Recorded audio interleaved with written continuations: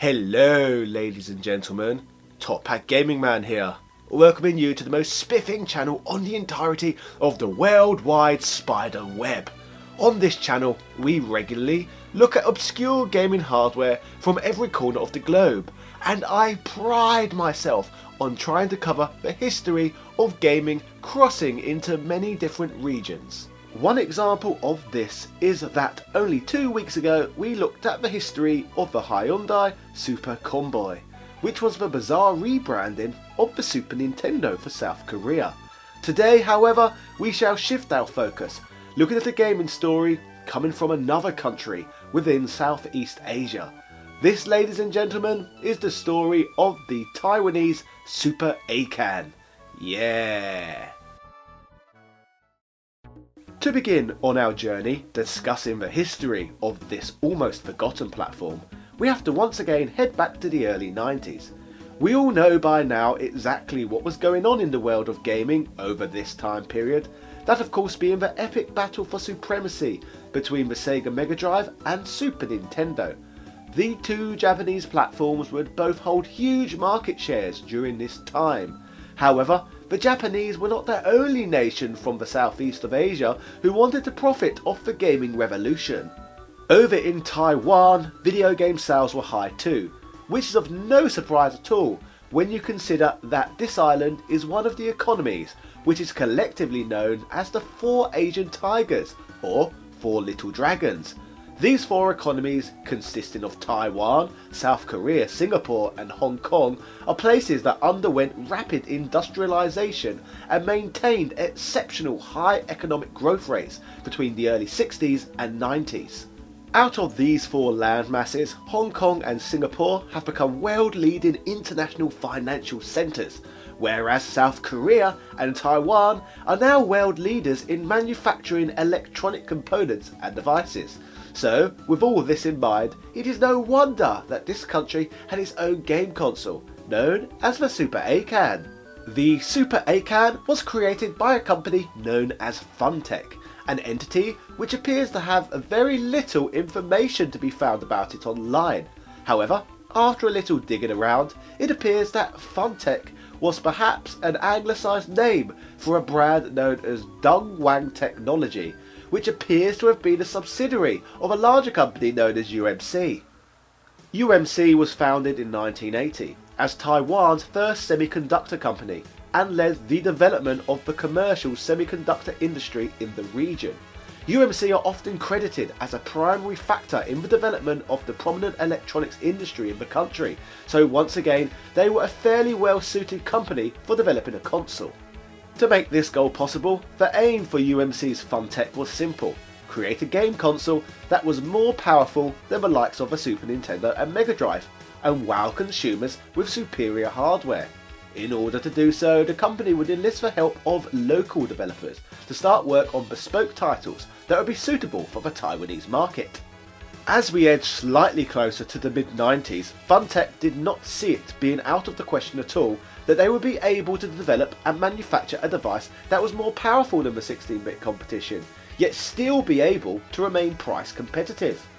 Obviously, with this whole plan working in theory, reality of course would pan out very differently for Funtech and their Super Acan platform. Developing a console along with a library of games for the first time was much tougher than anticipated for the Taiwanese technology brand. In fact, this process ended up taking bloody years, and as a result the system was not ready until October of 1995.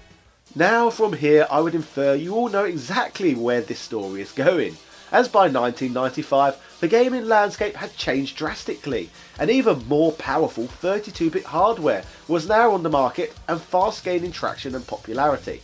By this point, both the Sony PlayStation and Sega Saturn had arrived, which both went on to become extremely popular platforms in the Far East.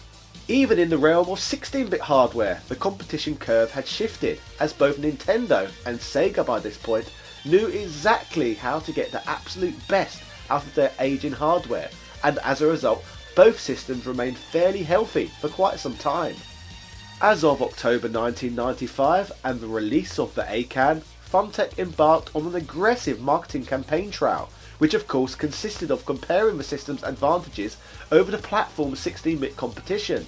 The system was touted to have over 30 games, all of which would be ready for release fairly early on in the system's lifecycle.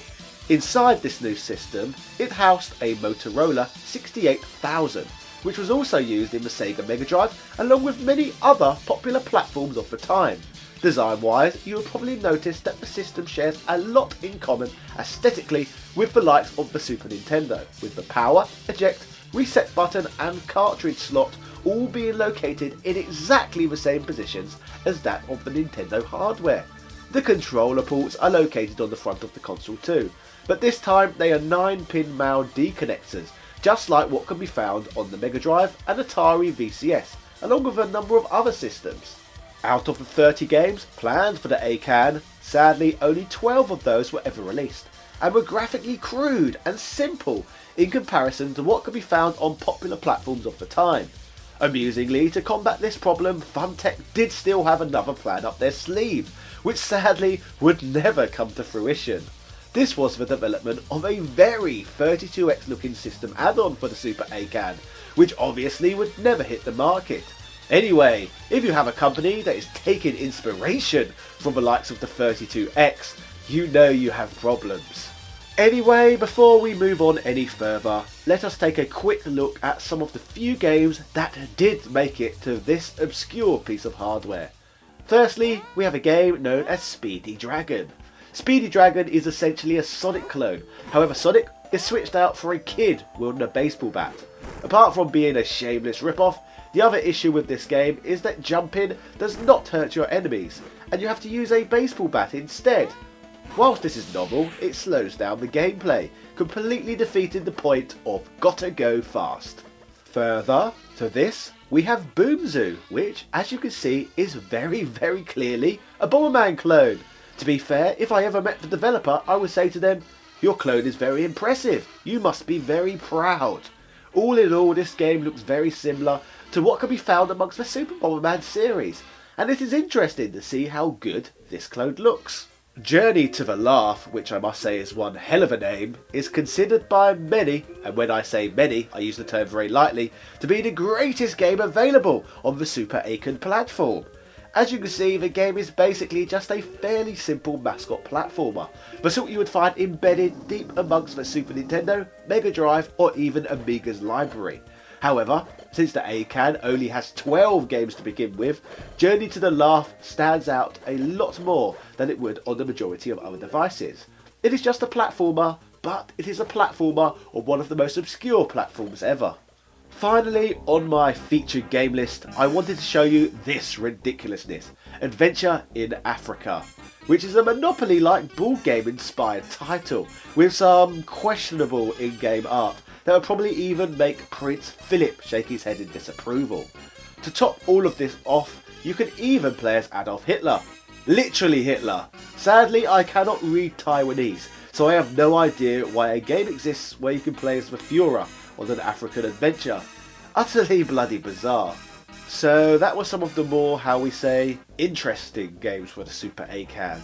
There were a variety of contributing factors that would lead to the demise of the Acan. These include, as previously mentioned, the delayed release time of the system and the beefier 32-bit competition that was now on the market. Further to this, as shown from the severe lack of games, local developers never offered enough firepower for Funtech when it came to creating a library of games for the system. In retrospect, it would probably have been better for the company if they had enlisted the help of further, more experienced developers from other parts of the planet. All in all, the Super Acan never really gave consumers many reasons to want to purchase this platform over more established and powerful Japanese systems. The failure of the Super Acan would cause Funtech to lose over $6 million US, so by 1996 the Super Acan would be discontinued altogether. Apparently, to try and claw back some of the production costs, Funtech even went as far as disassembling many of the unsold units and sold the parts to various companies around the world. The lack of success of the platform, combined with the fact that many units were literally dismantled, makes the Super Acan extremely rare and expensive today. Overall though, I guess that Acan is no more than another footnote of curiosities amongst our planet's rich gaming history. So ladies and gentlemen, that was the story of the Super Acan, the Taiwanese game console. Let me know what you thought of today's video and which system you would like to hear me cover in detail next on here. If you like this video, then do not forget to like, subscribe and hit the notification bell for regular content like this every single week.